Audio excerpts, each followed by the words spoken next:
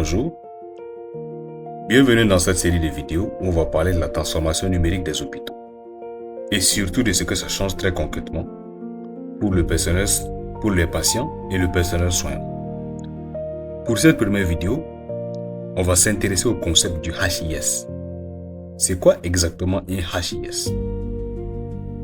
HIS pour Hospital Information System, soit système d'information hospitalier, est un système qui relie tous les services de l'hôpital, de l'admission jusqu'à la pharmacie, en passant par le laboratoire, la radiologie et le bloc opératoire. Mais pour faire comprendre comment ça fonctionne vraiment, on va se servir d'un petit scénario illustratif.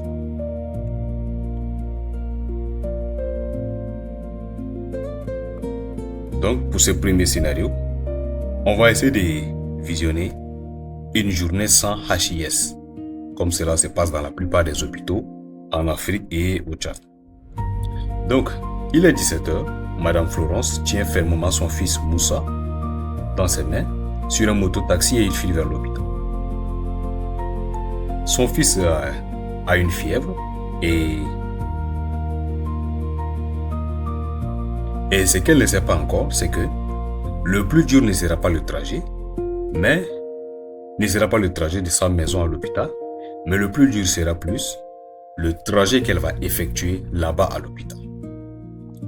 Donc, une fois arrivée à l'hôpital, Madame Florence se présente à l'enregistrement où Mademoiselle Khadija, celle qui y travaille, commence à lui poser des questions.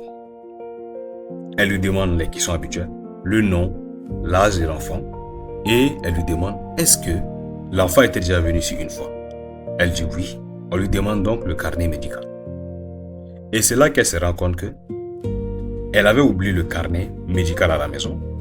Ou bien peut-être que le carnet médical était là, mais il était abîmé, donc illisible. Donc, à ce point, Mademoiselle Khadija qui travaille à l'administration, à l'enregistrement, ne peut pas faire autrement. Perdre le carnet veut dire perdre tout l'historique médical de l'enfant. Il n'y a plus aucun moyen de savoir ce qui lui était arrivé avant, si cette maladie était déjà arrivée avant. Les prescriptions qu'il lui avait faites, il n'y a aucun moyen de le retrouver sans ce carnet. Et donc, cette histoire est très très commune pour nous les personnes qui vivent en Afrique. C'est une histoire vraiment banale pour nous parce que elle nous arrive quasiment tous les jours. On a l'habitude de perdre notre historique médical et malheureusement ce sont les aléas qu'on vit avec. Parce qu'à l'intérieur de l'hôpital, le patient traverse plusieurs services, la pédiatrie, les soins infirmiers, le laboratoire et l'imagerie. Mais chacun de ces services enregistre les informations de façon différente. Chacun a ses propres informations. Et à chaque fois qu'on se déplace d'un service à un autre, on est obligé de s'enregistrer à nouveau. Donc, il n'y a aucun moyen de centraliser les informations. Et ainsi, sans le savoir, le patient est devenu la seule source de vérité sur sa propre santé. Et s'il arrive que, par accident, celui-ci perd son carnet, toute l'historique médical de cette personne est perdue, oubliée à tout jamais. Si cette personne avait déjà eu des traitements particuliers, si cette personne avait déjà des allergies ou bien des besoins particuliers à traiter.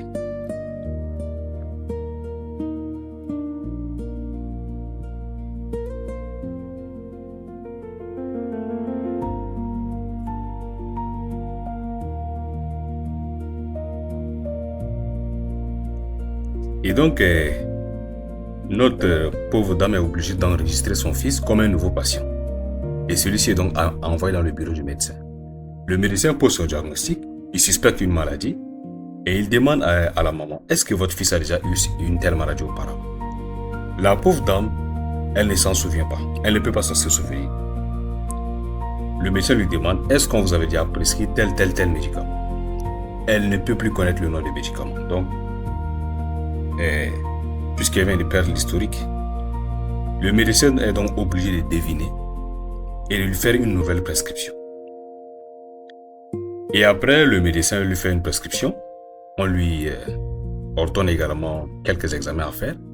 Et la même patiente, elle quitte maintenant du bureau du médecin.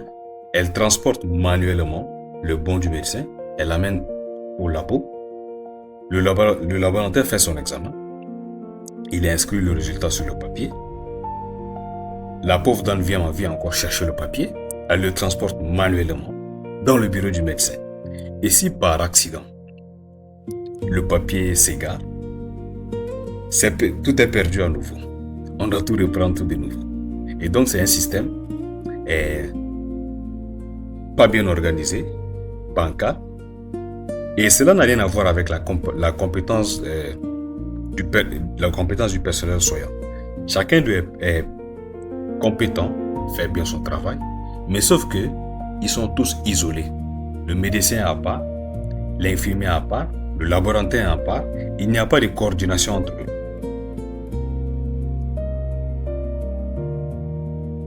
Et le directeur de l'hôpital, lui non plus, ne s'en sort pas mieux. Parce que il est submergé d'un tas de papiers. Il ne sait pas combien de patients ont été admis à l'hôpital. Du moins, il n'a pas une façon automatique de le savoir. Il ne sait pas quelles sont les recettes de la journée. Quels patients ont payé. Quels patients sont hospitalisés. Il n'a pas un moyen en temps réel de le savoir. Et à la fin du mois, quand il faut faire la comptabilité, chaque service est obligé d'amener ces données. On compile ça manuellement. Et c'est seulement à ce niveau-là qu'on peut savoir quelles ont été les entrées de la journée. C'est un système très mal pensé qui amène une surcharge au personnel médical et tout comme aux patients.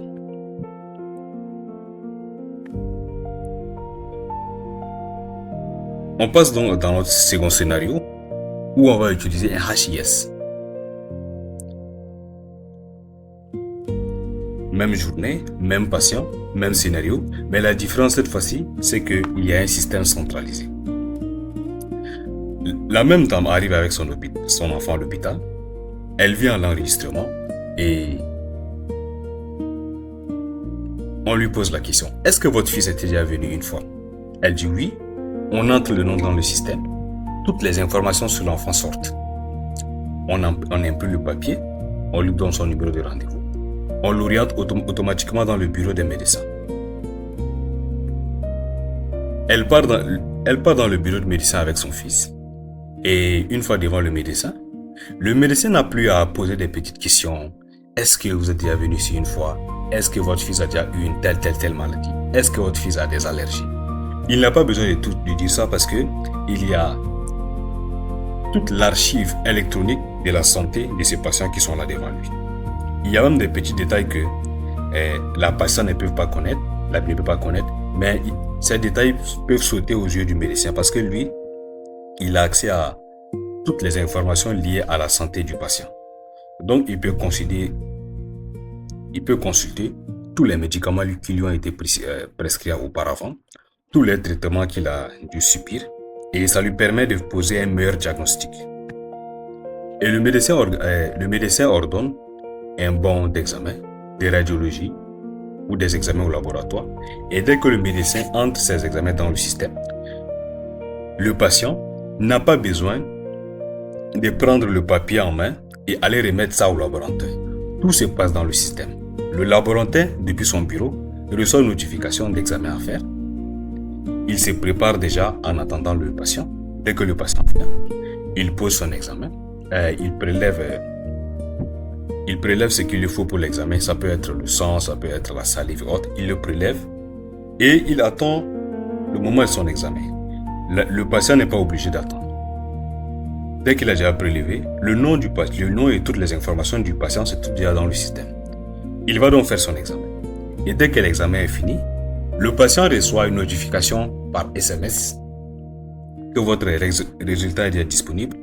Le médecin de son côté reçoit une notification dans le système et les résultats de l'examen sont automatiquement ajoutés au dossier médical du patient. Le médecin donc peut le consulter en ligne et directement. Voici donc sur cet écran toutes les informations, y compris les résultats de l'examen, sont disponibles devant le médecin. Celui-ci peut les analyser et faire des prescriptions. Et dans le bureau du directeur, le travail est maintenant beaucoup plus facile, puisque en temps réel, il a devant lui des graphes qui lui permettent de voir exactement ce qui se passe dans l'hôpital, l'état de santé de l'hôpital et à quelle vitesse les services tournent. Il voit en temps réel quels lits sont occupés, combien de patients sont entrés, quelles sont les recettes de la journée, combien de bons de laboratoires ont été émis aujourd'hui, combien de bons de radiologie, d'imagerie ont été émis aujourd'hui, combien d'hospitalisations, combien d'entrées, quelles sont les recettes de la journée. Et ça lui permettra d'optimiser les finances de l'hôpital. Et à la fin du mois, il n'a pas besoin de compiler chacune de ces informations là manuellement. Tout est dans le système. Il suffit seulement d'exporter et la comptabilité est beaucoup plus facilitée maintenant.